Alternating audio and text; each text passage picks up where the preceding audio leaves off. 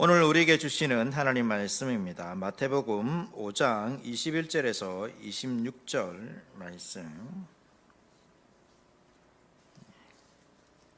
5장 21절에서 26절 우리 한 절씩 교독하겠습니다.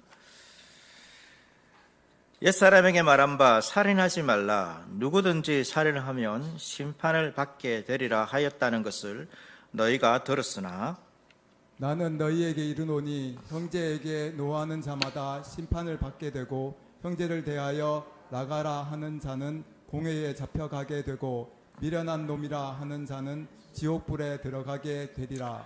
그러므로 예물을 제단에 드리려다가 거기서 내 형제에게 원망들을 만한 일이 있거든 이것이 생각나거든 예물을 제단 앞에 두고 먼저 가서 형제와 화목하고 그 후에 와서 예물을 드리라. 너를 고발하는 자와 함께 길에 있을 때에 급히 사화하라. 그 고발하는 자가 너를 재판관에게 내어주고 재판관이 옥리에게 내어주어 옥에 가둘까 염려하라. 진실로 내게 이르노니 내가 한 푼이라도 남김이 없이 다 갚기 전에는 결코 거기서 나오지 못하리라. 아멘. 오늘은 하이데벨의 교회문답 제40주일이고 105문에서 107문답 10계명 우리가 살펴보고 있는데 제6계명 살인하지 말라입니다. 어떻게 보면 가장 좀 그냥 무서운 계명이 아닐까. 살인하지 말라. 살인과 관련된 그런 내용인데요. 우리가 전체 문답을 좀 읽고 시작하도록 하겠습니다. 좀 길지만 좀 빠르게 한번 읽고 요리 문답에서 이제 이 10계명에 대해서 6계명에 대해서 어떻게 말하고 있는지 생각하시면서 함께 읽어보도록 하겠습니다. 105문답입니다. 제 6계명에서 하나님께서 원하시는 것은 무엇입니까? 훼손하거나 그들을 미워하거나 해치거나 죽이기를 원하십니다. 나는 생각이나 말이나 몸짓으로 무엇보다도 행동으로 그래서는 안 되고 다른 사람을 시켜서 해도 안 되며 오히려 모든 복수심을 버려야 합니다. 더 나아가 자기 자신을 해쳐서도 안 되고 부주의하게 위험에 빠뜨려서도 안 됩니다. 그러므로 살인을 막기 위해서 국가는 또한 칼을 가지고 있습니다. 106문. 그런데 이 계명은 살인에 대해서만 이야기합니까? 아닙니다. 하나님께서는 살인을 금함으로써 살인의 뿌리가 되는 시기, 증오, 분노, 복수심 등을 미워하시며 이 모든 것을 살인으로 여기신다는 것을 가르칩니다. 107문. 앞에서 말한 방식으로 우리 이웃을 죽이지 않으면 그것으로 이 계명을 다 지킨 것입니까? 아닙니다. 하나님께서는 시기와 증오와 분노를 정죄하심으로써 우리가 이웃을 자기 자신처럼 사랑하여 인내와 화평과 온유와 자비와 친절을 보이고 우리가 할 수 있는 한 그들을 해악으로부터 보호하며 심지어 원수에게도 선을 행하라 하셨습니다. 이 계명은 이제 105문은 105문은 이 6계명에 대해서 하나님께서 살인하지 말라라는 의미가 무엇인지 이렇게 이야기하고 106문에서는 그것을 좀 더 넓히죠. 단순히 살인만 이야기하는 것이 아니라 시기, 증오, 분노, 그러니까 다른 사람을 향하여서 적대적인 마음을 가지는 모든 것이 다 살인으로 여기신다 가르치고 107문에서는 우리가 이웃을 죽이지 않는 것뿐만 아니라 반대편으로 이웃을 또 더 나아가서는 원수까지도 사랑하라는 그 하나님의 말씀에 관한 그런 내용들이 이러한 이제 이 문답에 담겨 있습니다. 우리가 6계명 살인하지 말라. 여러분 이 계명을 들으면 어떻습니까? 좀 자신만만하지 않습니까? 어떻게 보면 우리가 뭐 내가 살인한 적이 있겠나? 내가 살인을 하겠나? 그러니까 살인은 좀 특별한 사건이지 않습니까? 특별한 사건이라서 이 계명에 대해서는 어느 정도 우리가 자신할 수 있다. 뭐 다른 것들은 조금 어려울 수, 탐심에 관한 부분들은 좀 아니지 않습니까? 아닌데 이 계명은 내가 실제적으로 사람을 뭐 죽일 가능성이 얼마나 있겠습니까? 그래서 어느 정도 자신할 수 있습니다. 사람을 죽인 적이 없기 때문이고 또 살인도 이제 어떤 특별한 범죄자들이 또 매우 흉악한 자들이 행하는 것이라 생각하기 때문에 일반적인 사람들은 이런 살인을 할 경우는 극히 드물죠. 또 뭐 나이가 어릴수록 더 그렇지 않습니까? 어린아이들은 더 그렇지 않습니까? 대부분 살인하는 사람들이 뭐 나이 드신 어른들이지 어린아이가 살인하는 경우는 정말로 극히 드물입니다. 그래서 이러한 것들이 나이가 어릴수록 이 계명은 어떻게 보면 좀 진지하게 또 깊이 생각하지 않는 계명이 될 수도 있습니다. 어린아이가 이제 뭐 살인하지 않는데 어린아이가 살인하지 않는 이유가 뭐 어린아이가 어른들보다 더 선하기 때문에 그런 것이 아니라 어떻게 보면 어른들만큼의 힘이 없기 때문에 이렇게 살인하지 못하는 것이죠. 그래서 이 계명 앞에서 어떻게 보면 자유로울 수 있는 사람은 아무도 없습니다. 아무도 없습니다. 뒤에 보면 이제 쭉 나오는데, 먼저 우리가 생각해 봐야 될 것은 하나님께서 왜 살인하지 말라 했는가? 왜 사람을 죽이는 것이 여러분 나쁜 것인가? 사람을 죽이는 것이 왜 나쁜 것일까요? 어떻게 보면 사람을 죽이는 것이 너무 당연하기 때문에 이러한 질문 자체가 어리석어 보일 수도 있습니다. 그러나 한번 답을 해보십시오. 사람을 죽이는 것이 왜 나쁜 것입니까? 그것이 왜 나쁠까요? 보통 이제 대답하는 것이 뭐죠? 사람의 목숨이 소중하기 때문이죠. 많은 사람들의 대부분의 대답이 이걸 것입니다. 그렇다면 여러분, 사람의 목숨이 왜 소중할까요?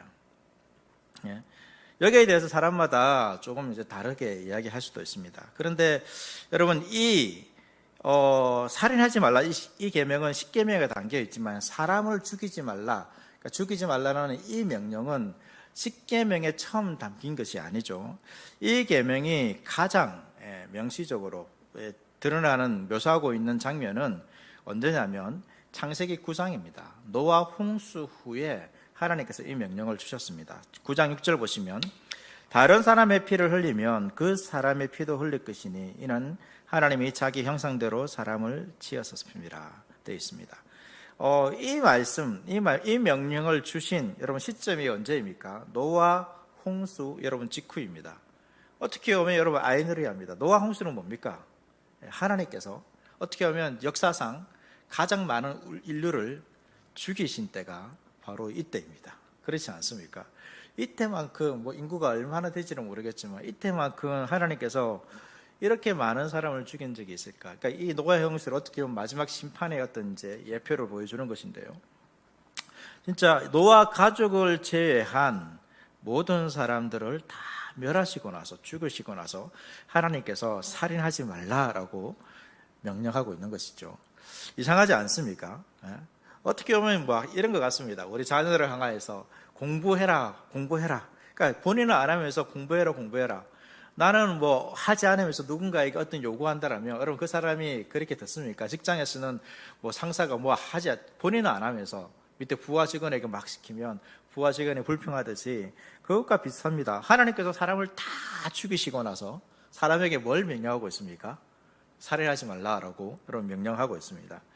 따라서 이제 이 6계명을 우리는 단순히 인간의 어떤 존엄성 이런 것도 생각할 수 있겠지만, 보다 근본적인 성경적인 관점에서 하나님께서 왜 사람을 죽이지 말라 했는가, 이 명령을 이해할 필요가 있는 것이죠. 그래서 이러한 관점에서 보면 단순히 사람의 생명이 소중하기 때문에, 그러니까 일반적으로 사람이 살인해서는 안 되는 이유, 그러니까 사람의 생명이 소중하기 때문 아닙니까? 그러한 관점에서 6계명을 지켜야 한다는 말은 어떻게 보면 여러분 성경적으로는 그렇게 설득력이 없습니다. 하나님께서 홍수로 사람들을 멸하셨죠. 소돔과 고모라에 있는 사람들을 유황불로 또 멸하십니다.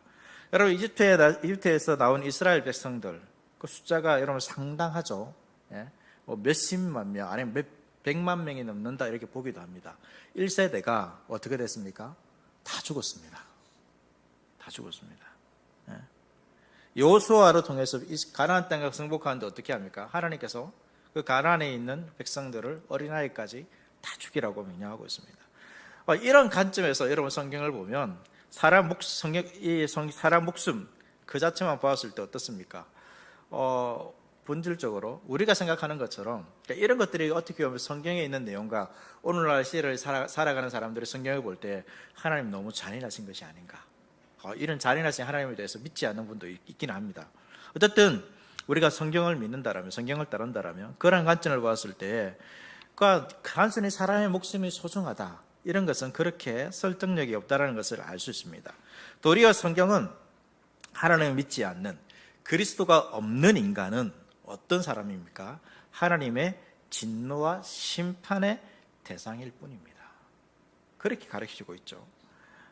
인간의 가치, 그러니까 우리가 어떻게 보면 보겠지만 우리가 가치가 있는 것은 그냥 우리가 인간이기 때문에 가치 있다라고 성경은 가르치고 있지 않습니다.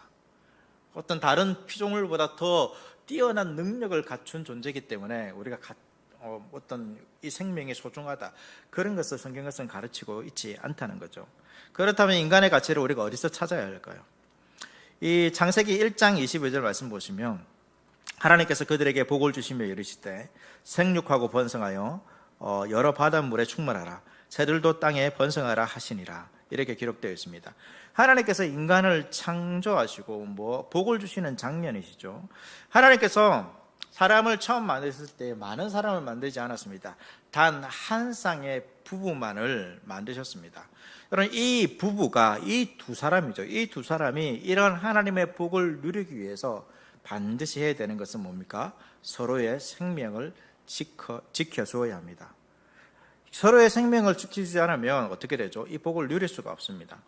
아담과 하와가 이 타락한 이후에 그 자녀인 가인이 가장 첫 번째 지은 죄가 뭘까요? 살인입니다. 살인이죠.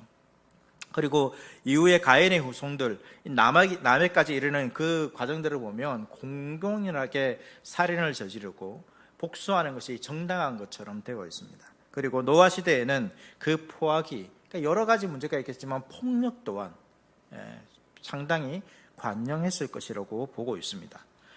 그러니까 이들은 지금 뭐 하고 있는 것입니까? 살인을 한다는 것은 하나님께서 생육하고 번성하라는 이 하나님의 법을 정면으로 지금 거부하고 있습니다. 그 결과가 뭐냐면 하나님 보실 때에 그들을 이 땅에 둘 이유가 없는 것이죠.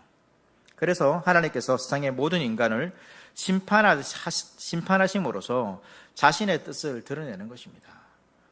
그러나 이제 하나님께서 노아의 가족을 통해서 이 복이 완전히 취소되지 않았다는 것을 보여주고 있죠. 그래서 노아 가족 8명만 남겨두었습니다. 홍수를 통해서 우리가 확인할 수 있는 것은 사람은 어려서부터 악하다는 것입니다. 노아 가족 이 8명을 살아났지만 여러분, 그대로 놓아두면 어떻게 될까요? 노아 가족은 이러한 사람이 어려서부터 악하다는 이 사실에서 예외가 될까요? 예외가 되지 않습니다. 그들도 가인처럼 살인할 수 있는 것이죠. 그래서 하나님께서는 그들에게 엄격하게 사람의 생명을 취하는 것을 금하는 명령을 주고 있는 것입니다. 그래서 이 6계명을 통해서 살인하지 말라, 분명 사람의 어떤 생명을 존중해야 됩니다. 그렇지만 더 근본적으로 하나님께서 이 6계명을 통하여서 이루고자 하시는 것은 하나님 나라의 복이 이 땅 가운데서 계속해서 이루어지도록 하기 위해서 생육하고 번성하여 땅에 충만하라는 이 복이 성취되도록 하기 위해서 그들에게 주신 것이죠. 단순히 그들의 생명만을 보존하는 것뿐만 아니라 이스라엘이 이제 나라가 되었습니다. 나라가 되었는데 그 나라에 하나님의 복이 충만하게 임하기 위해서는 살인하지 않는, 다른 말로는 생명을 지키는 그러한 일들이 있어야 하는 것이죠. 그리고 또 한 가지가 이제 무엇이냐면 하나님의 형상이기 때문입니다. 그러니까 우리의 가치는 여기에 있는 것이죠. 단순히 우리의 모습으로는 있지 않습니다. 하나님의 형상이기 때문에 이 살인이라는 것이 결국은 죄가 되는 것이고, 하나님의 형상, 그러니까 하나님의 형상이 담겨있기 때문에 이 하나님의 형상인 사람을 죽이게 되면 어떻게 됩니까? 누구를 무시하는 거죠? 하나님을 무시하는 것입니다. 하나님을.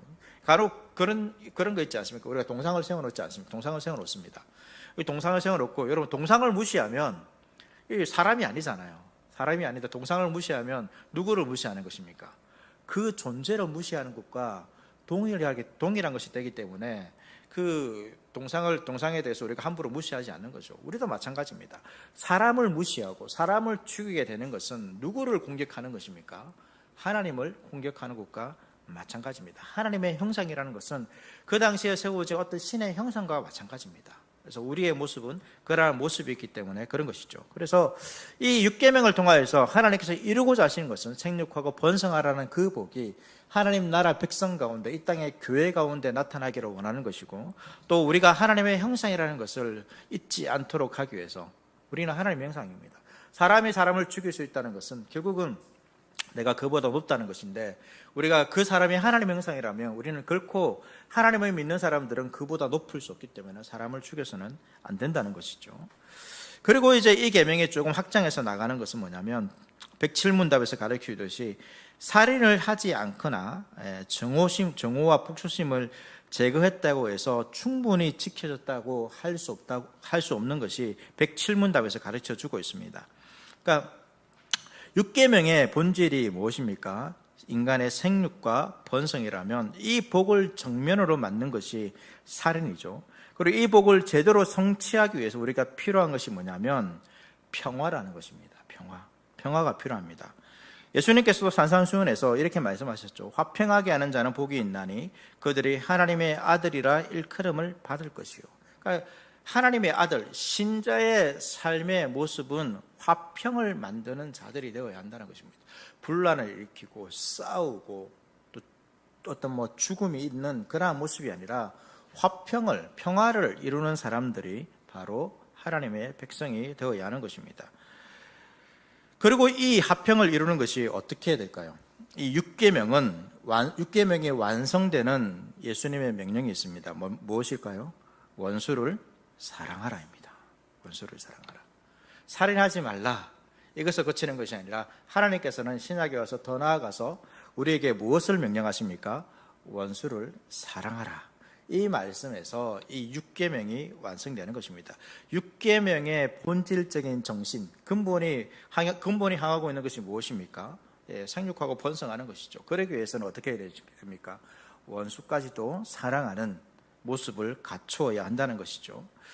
이 명령 어떻습니까? 어렵죠. 어떻게 보면 성경에서 가장 어려운 명령 중에 하나가 이 명령이 아닐까. 어떻게 원수를 사랑할 수 있나? 라는 것입니다. 우리의 어떤 일반적인 감정과 우리의 정서와는 너무 맞지 않는 것이 여러분 이 말씀입니다.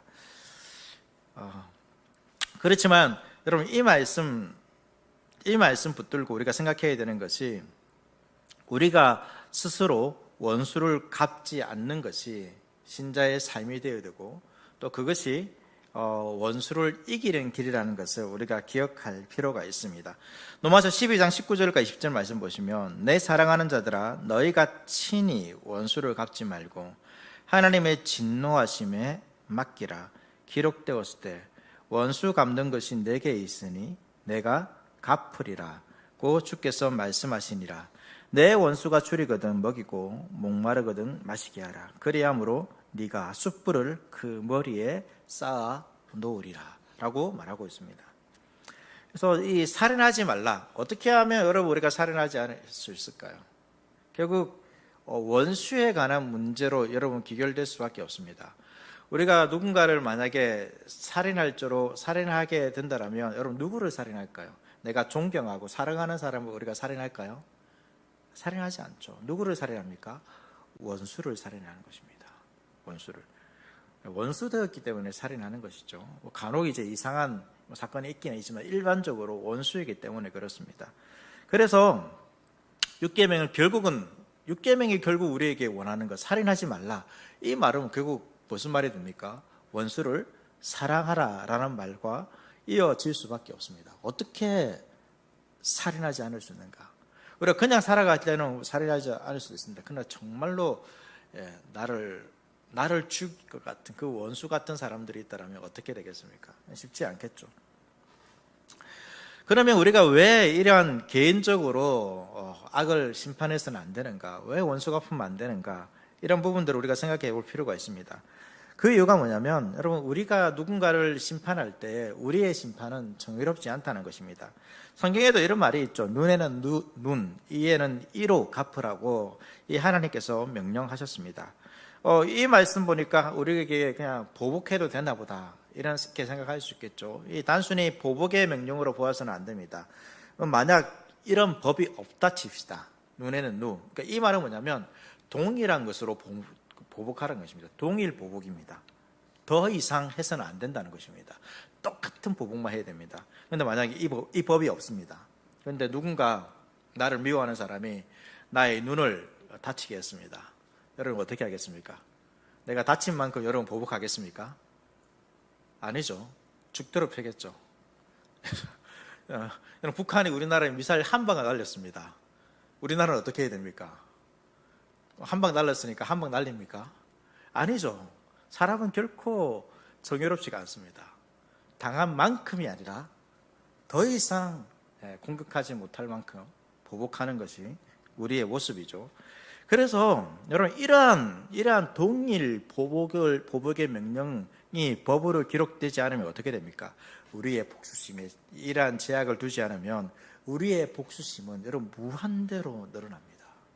무한대로 늘어나서 그 결과가 어떻게 됩니까? 살인으로 가는 것이죠. 그렇게 되는 것입니다. 그래서 인간이 스스로 이러한 자기가 당한 것에서 개인적으로 이렇게 보복하는 것은 여러분 아무리 한다 해도 정의롭게 심판할 가능성은 별로 없습니다. 이렇게 우리의 복수심이 불의할 수밖에 없기 때문에, 정의롭지 못하기 때문에 하나님께서 무엇을 두신 걸까요? 국가를 두신 것입니다. 국가의 역할, 그러니까 요리문답에서도 칼을 맡기셨다 되어 있죠. 공권력을 맡기신 것입니다. 그래서 이 개혁교회에서는 국가가 죄인에 대해서 사형까지 선고할 수 있다고 보고 있습니다. 왜? 하나님께서 이 국가 가운데 심판의 일을 일부 넘겨주셨기 때문에, 국가에게 그러한 권한을 주셨기 때문에 이렇게 되는 거죠. 비록 완벽하게 수행하지는 않을 수 있지만, 그러나 이 국가를 통하여서 사적 보복을 막는, 그것을 통하여서 살인이 일어나는 것을 막는 역할을 국가에게 맡기신 것입니다. 그래서 우리가 이러한 부분들을 우리가 고민해 볼 필요가 있는 것이죠. 우리가 어떻게, 그러면 실제적으로 어떻게 우리가 원수에 대해서 원수를 보복하지 않고 사랑할 수 있는가? 뭐 조금 이제 뭐 살인까지 가지 않더라도 뒤에 나오지 않습니까? 적대감, 어떤 미움, 증오하는 것들, 이러한 것들을 우리가 어떻게 하면 여러분 하지 않을 수 있을까요? 어렵습니다. 교회에서 목사가 설교할 때 정말로 부부가 서로 사랑하라는 말씀만큼 어려운 것이 원수를 사랑하라입니다. 어떻게 하면 될 수 있을까요? 나를 미워하는 사람이 있습니다. 나에게 해를 가했습니다.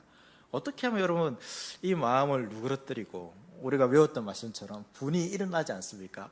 분이 일어나는데 죄를 짓지 않도록 어떻게 그 분을 마음에 품지 않고 여러분 살아갈 수 있을까요?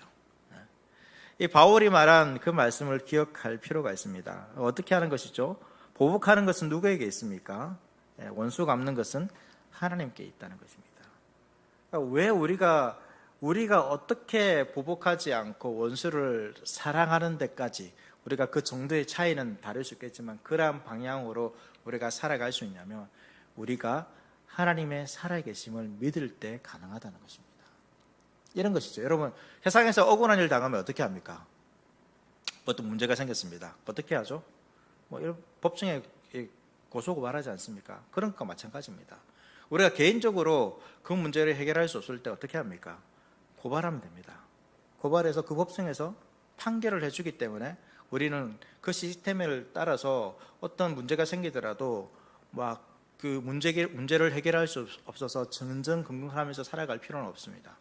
내가 정당하다면, 또 뭐 사법 시스템이 정의롭다라면 우리는 거기에 맡기면 됩니다.